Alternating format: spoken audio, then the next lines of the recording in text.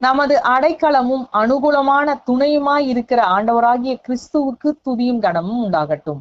இந்த நாள் ஜெபிக்க வேண்டிய வேத வசனம் சங்கீதம் 126 4ஆம் வசனம். கர்த்தாவே, தெற்கத்தி வெள்ளங்களை திருப்புவது போல எங்கள் சிறையிருப்பை திருப்பும். துதிப்பதற்கு உபாகமம் 30ஆம் அதிகாரம் 3ஆம் வசனம்.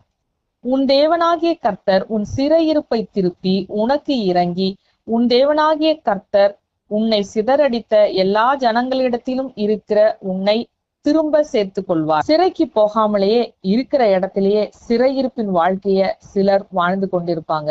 எந்த பக்கம் திரும்பினாலும் பிரச்சனையும் நெருக்கமும் போராட்டமும் அவங்கள சூழ்ந்து கொண்டிருக்கும்.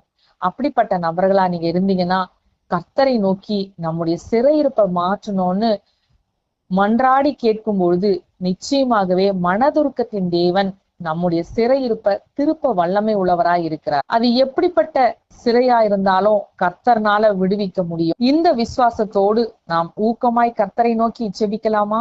சிலருக்கு வியாதி, பலவீனம், கடன், குடும்ப சூழ்நிலை இது போன்ற பல சிறைகள் இருக்கிறது.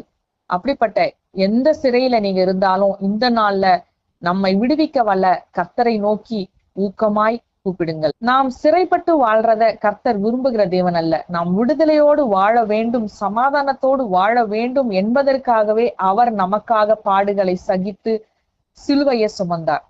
அப்படிப்பட்ட நல்ல தேவன் நம்முடைய சிறையிருப்பையும் மாற்றுவார் என்ற விசுவாசத்தோடு கர்த்தரை நன்றியோடு ஸ்தோத்திரிக்கலாம்.